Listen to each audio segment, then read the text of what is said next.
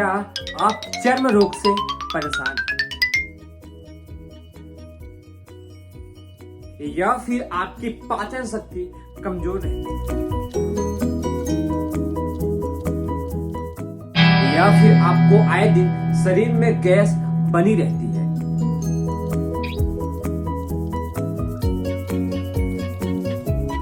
या फिर आपके शरीर में एक अनावश्यक दबाव या सर दर्द या कोई भी ऐसी तकलीफ रहती है जिससे आप परेशान रहते हैं, कैसे दूर होगी, क्या है इसके पीछे का रहस्य, आइए हम बात करते हैं। आज के समय में हम शहरों की घनी बस्ती में रहने के लिए मजबूर हो गए हैं, जहां चारों तरफ लोगों की कोलाहल भरी आवाज दिन भर हमारे कानों को खाती है और हमारे कानों को थका देती है। इतना ही नहीं, हम दिन भर मोबाइल की स्क्रॉल करते हुए अपनी आंखों को थका देते हैं।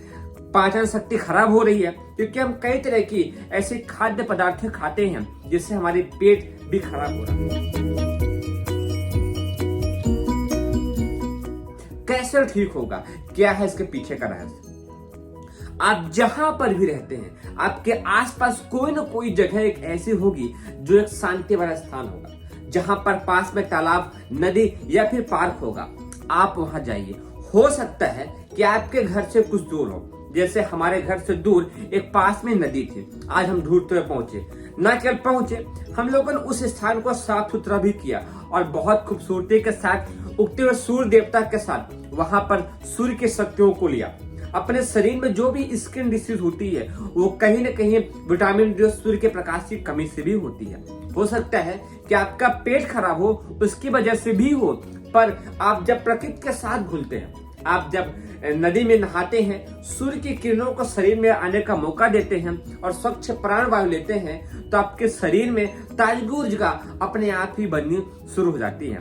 तो हम लोग पहुंचे और भरपूर मात्रा में काफी देर तक ब्रह्म मुहूर्त में सुबह से 4, 5, 6 बजे के समय हम लोगों ने सूर्य का ध्यान किया, सूर्य की किरणों को शरीर में आने दिया, व्यायाम करके पसीना बाहर निकाला और साफ सफाई किया। हम अक्सर ऐसा सोचते हैं हम उस स्थान पर क्यों जाएं, वह तो बहुत गंदी है, या लोग गंदा कर देते हैं। कौन साफ करेगा उसे? आप ही कर सकते हैं। आप ही हैं जो उस एरिया में रह करके उस स्थान को साफ करके उसका आनंद भी ले सकते हैं। न केवल आप बल्कि अपने दोस्तों को।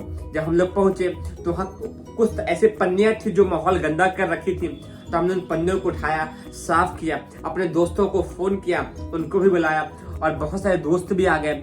हम लोगों ने भरपूर मात्रा में व्यायाम करने के साथ साथ खूब सारी हंसी मजाक किया और नदी में स्नान करके वापस भी आए। हम ये सोचते हैं कि नदी हमारे घर के पास में नहीं, हम कैसे नहाएं? हो सकता है कुछ दूरी पर हो, पर यहाँ से आपके घर से भी बहुत दूर नहीं है, तो जो भी आपके आसपास दिखे, तालाब दिखे, नदी दिखे या फिर कुआं दिखे या फिर कोई ऐसा पार्क दिखे जहां पर आप जा सकते हैं, आप जाइए। वहां के जो चीजें ऐसी हैं जो आपको लगती हैं गलत है, उनका आप साफ सफाई करिए, पन्नी को इकट्ठा करके अलग करिए और फिर आप वहां की खूबसूरती का आनंद लीजिए।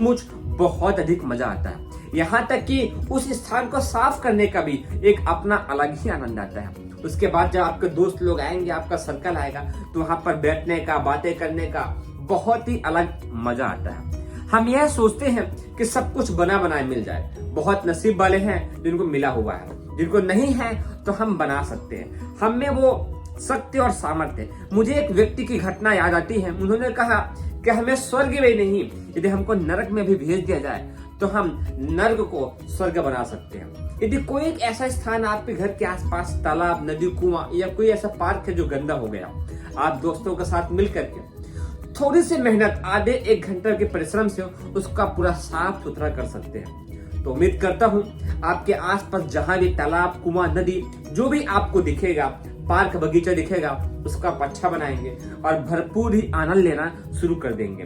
क्योंकि आज जो हम घरों की घनी बस्तियों में रहते हुए कई तरह के तकलीफों से ग्रसित हो रहे हैं, उसकी बहुत बड़ी वजह है स्वच्छ प्राणवायु न होना। पंडित श्री राम शर्मा आचार्य जी, जिन्होंने विशाल गायत्री परिवार की स्थापना की, उन्होंने कहा कि यदि आप चाहते हैं कि आप स्वस्थ रहें तो आप योग प्राणायाम करें। और प्राणायाम के पहले शर्त उन्होंने यह बताई है कि आप श्वास को लंबी गहरी लें। सांस लंबी और गहरी लेने से शरीर में जहां भी कोई विकार होते हैं, हृदय फेफड़े में, वो सब दूर होते हैं। क्योंकि श्वास लंबी गहरी होने से शरीर के सारे ऑर्गन्स को खिलने का मौका मिलता है और जो भी तकलीफें होती हैं वो सब दूर होती हैं। तो आप जब स्वच्छ प्राणवायु के बीच में रहेंगे तो आपको स्वच्छ हवा लेने का मौका मिलेगा और धूप का सेवन करने से जो भी स्किन डिसीज होती है वो दूर होंगी और आपको बहुत मजा आएगा।